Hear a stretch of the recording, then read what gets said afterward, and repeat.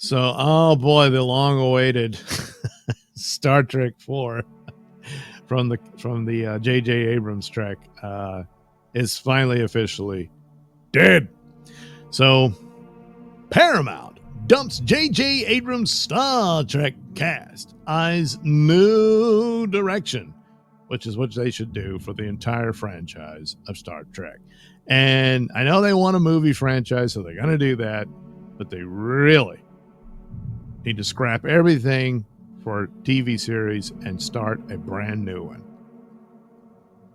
That'd be my idea. Anyway, I always liked the cast of the J.J. Abrams films. It's just they really only had one good movie, and that was the first one. Into Darkness is just absolute garbage. And by comparison, Star Trek Beyond is better than that, but it's not all that great. But so they got two. But the cast, they knocked it out of the park, especially Carl Urban as Dr. McCoy.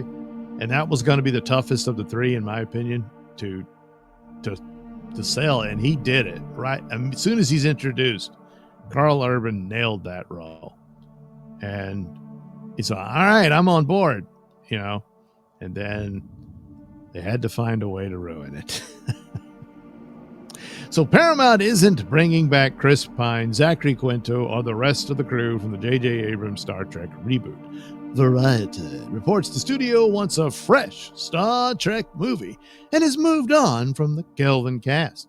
That means no Pine, Quinto, Urban bridge reunion and no continuation of the 2009 universe.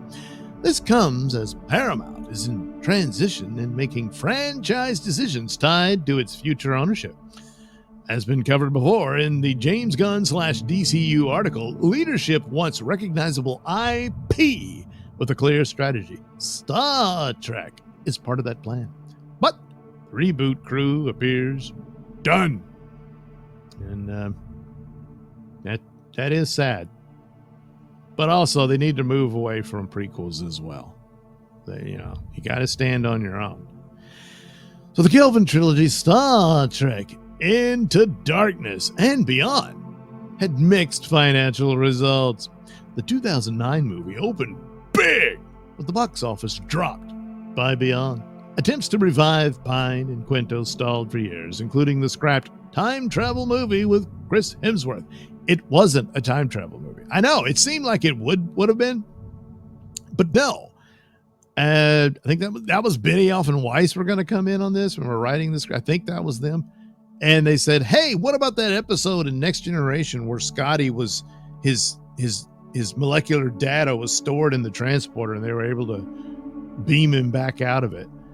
They were going to do that with Chris Hemsworth. So not really time travel. It's just he somehow managed to store himself into the starship's transporter data bank, and somehow that survived the destruction of the ship. And then, they find it, and Kirk is able to revive it and beam him out. And then there's his dad, who hasn't aged a bit, alive. And then they were going to do some sort of story around that. Okay.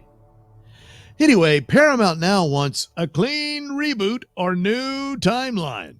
I'd say both. New cast, modern franchise plan focused on theatrical, streaming, and global appeal. So, the movies you can expect to be more action-oriented. A series would be heavy on the science fiction. And you got to have a series. That's really where Star Trek belongs. Movies are possible. We've seen it done. But really, the backbone needs to be a strong Star Trek series. This mirrors moves across Hollywood. Reset, recast, rebuild. Oh, yeah. Yeah. Streaming spinoffs kept Star Trek alive. Did it?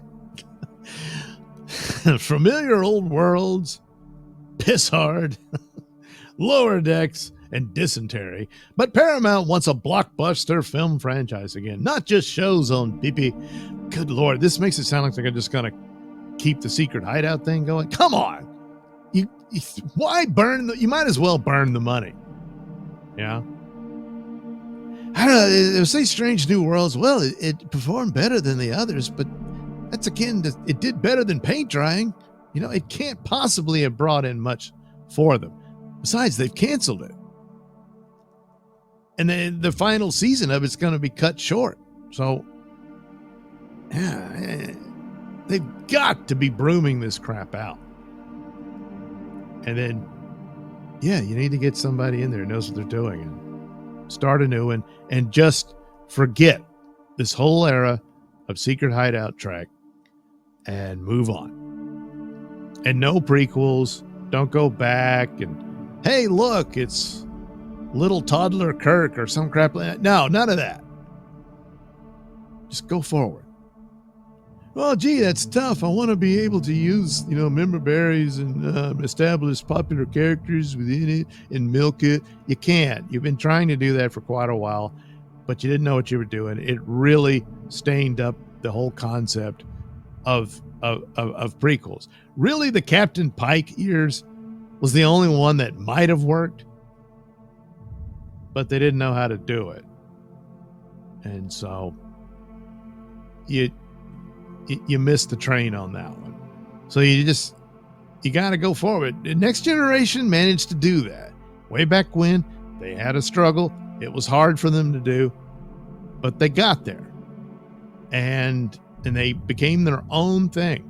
Then they had spin-off shows that, granted, were not as strong as Next Generation, but nevertheless, that was a successful run, and it lasted for years.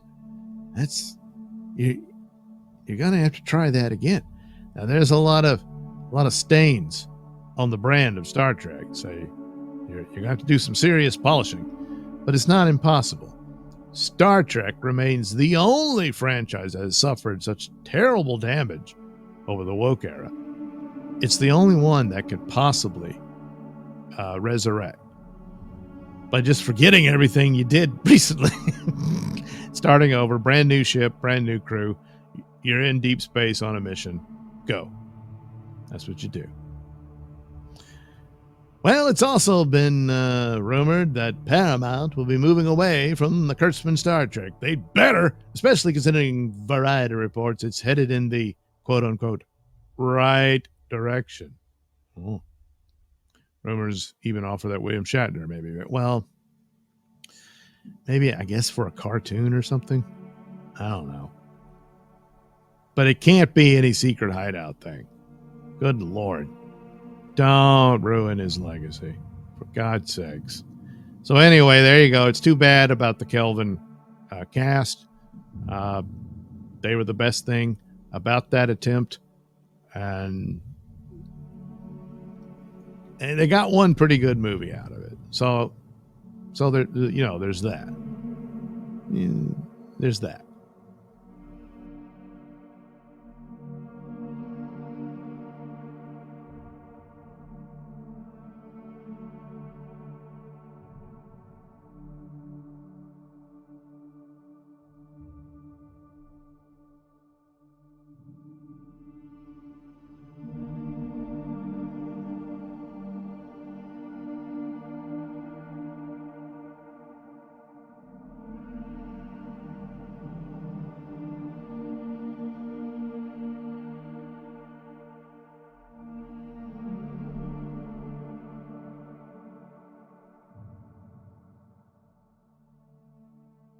Shh.